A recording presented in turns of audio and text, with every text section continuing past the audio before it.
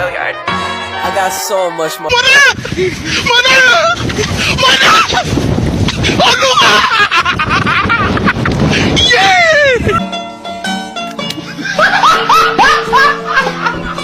Are you ready, kids? Aye, aye, Captain! I can't hear you. Aye, aye, Captain! Oh! Fucking design on right now.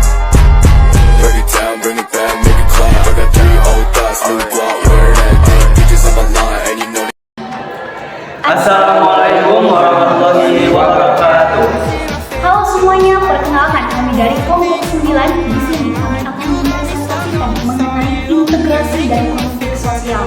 Sebelumnya perkenalkan, saya Intan Safri. Saya Muhammad Izan Noval. Saya Rifki Abdul Salam. Saya Abalia Tizaro. Langsung saja mungkin untuk pemateri pertama akan menjelaskan mengenai integrasi. Oke semuanya, saya akan menjelaskan tentang integrasi. Apa itu pengertian integrasi? Integrasi dalam Kamus Besar Bahasa Indonesia mengartikan integrasi sebagai pembaruan hingga menjadi kesatuan. Kata kesatuan mengisyaratkan berbagai macam elemen yang berbeda satu sama lain mengalami proses pembaruan. Jika pembaruan telah mencapai suatu himpunan, maka gejala perubahan ini dinamai integrasi.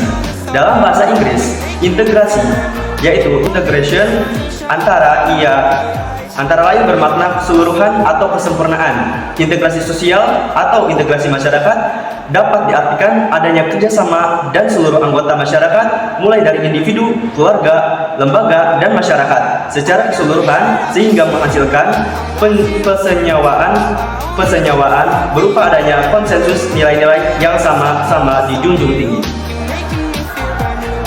Nah, teman-teman, di sini juga ada bentuk-bentuk integrasi. Itu yang pertama ada normatif, yang kedua ada fungsional, dan yang ketiga ada koersif.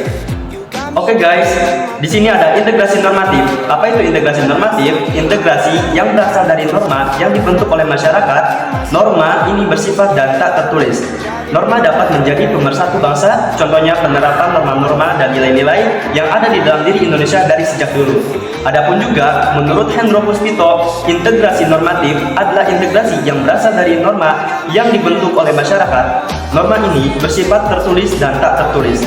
Norma dapat menjadi pemersatu bangsa, contohnya Bhinneka Tunggal Ika, yang dapat memersatukan masyarakat Indonesia yang memiliki latar belakang yang berbeda-beda. Yang kedua yaitu ada integrasi fungsional. Integrasi fungsional dalam perspektif ini suatu masyarakat dilihat sebagai jaringan kelompok yang bekerja sama secara terorganisasi, yang bekerja sama dalam suatu cara yang agak teratur menurut seperangkat pengaturan dan nilai yang dianut oleh sebagian besar masyarakat tersebut. Menurut Alfred Peterson 1437, Kingsley Davis 1437, dan Robert Merton 1457 menganggap bahwa setiap kelompok atau lembaga melaksanakan tugas tertentu dan terus-menerus. Kemudian, untuk pembahasan selanjutnya ada integrasi koersif. Apa sih integrasi koersif itu? Integrasi koersif adalah proses menggabungkan dua entitas atau kelompok dengan menggunakan kekuatan atau paksaan. Sebagaimana menurut Paul Benguat, integrasi koersif ini dapat berupa paksaan atau kekerasan yang biasanya itu dilakukan untuk menyatukan masyarakat yang memang sangat sukar untuk disatukan. Mungkin contohnya itu seperti penerbitan undang-undang yang mengharuskan setiap individu itu menghargai hak asasi manusia lainnya.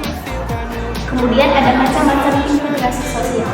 Macam-macam integrasi sosial di sini itu disebutkan ada 6. Yang pertama adalah keluarga, yang kedua kekerabatan, ketiga asosiasi, yang keempat suku bangsa, yang kelima bangsa, dan yang terakhir adalah masyarakat.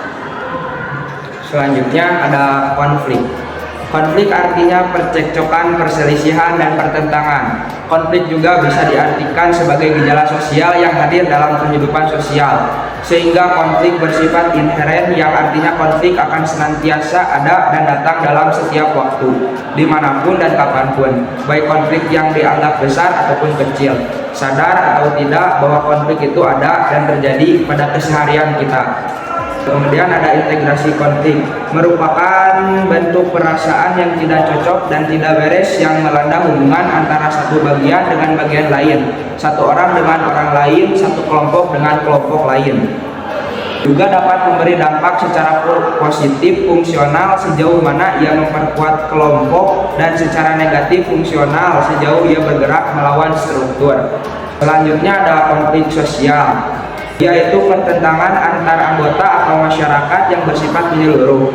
Istilah konflik sosial mengandung suatu rangkaian fenomena pertentangan dan pertikaian antara pribadi melalui konflik kelas hingga pada pertentangan dan peperangan internasional. Selanjutnya ada macam-macam konflik sosial. Yang pertama ada konflik gender, yang kedua sosial dan antar suku, yang ketiga agama, yang keempat golongan, yang kelima kepentingan, yang keenam ada konflik kelas. Selanjutnya ada dampak konflik. Dampak konflik dibagi menjadi dua, yaitu dampak negatif dan dampak positif. Dampak negatif yaitu 1. Menimbulkan perpecahan, 2. Melumpuhkan roda perekonomian, 3. Meningkatkan keresahan masyarakat. Yang dampak positif yaitu 1. Memunculkan norma baru, 2. Meningkatkan solidaritas kelompok, 3. Meningkatkan kekuatan pribadi untuk menghadapi berbagai situasi konflik. Selanjutnya ada proses penyelesaian konflik. Yang pertama yaitu penyelesaian konflik koersi. Penyelesaian konflik koersi mengacu pada upaya yang dilakukan untuk menyelesaikan atau mengatasi konflik yang timbul akibat persaingan atau pertentangan kepentingan antara pihak-pihak yang terlibat. Konflik koersi sering terjadi ketika dua atau lebih individu atau kelompok menginginkan yang sama atau bertentangan dalam mencapai tujuan mereka. Yang kedua yaitu ada penyelesaian konflik negosiasi. Negosiasi yaitu pihak-pihap yang terlibat dalam konflik berusaha untuk mencapai kesepakatan melalui diskusi dan tawar-menawar. Tujuannya adalah mencapai solusi yang saling menguntungkan bagi semua pihak. Yang ketiga yaitu dengan penyelesaian konflik mediasi, yaitu seorang mediator netral atau pihak ketiga yang tidak terlibat langsung dalam konflik membantu pihak-pihak yang berselisih untuk mencapai kesepakatan. Yang keempat yaitu arbitrase, yaitu dalam arbitrase pihak ketiga yang disebut arbiter dipilih untuk menyelesaikan konflik. Arbiter ini akan mendengarkan argumen dari kedua belah pihak dan membuat keputusan yang mengikat untuk menyelesaikan sengketa. Yang kelima yaitu kompromi. Kompromi yaitu negosiasi sering melibatkan kompromi ini, di mana pihak-pihak saling memberi dan menerima untuk mencapai kesepakatan. Setiap pihak harus sedia mengorbankan sebagian dari tujuannya demi mencapai solusi yang dapat diterima. Yang keenam yaitu penyelesaian konflik melalui konsiliasi. Penyelesaian konflik melalui konsiliasi melibatkan peran seorang konsiliator yang netral dan terlatih untuk membantu pihak-pihak yang terlibat dalam konflik mencapai kesepakatan. Konsiliator bertindak sebagai mediator yang memfasilitasi dialog, mengidentifikasi masalah, dan membantu pihak-pihak untuk mencapai solusi yang dapat diterima bersama. Baik, mungkin cukup sekian yang dapat kami sampaikan mengenai materi integrasi juga konflik sosial. Selebihnya mohon maaf. Wassalamualaikum Assalamualaikum warahmatullahi wabarakatuh.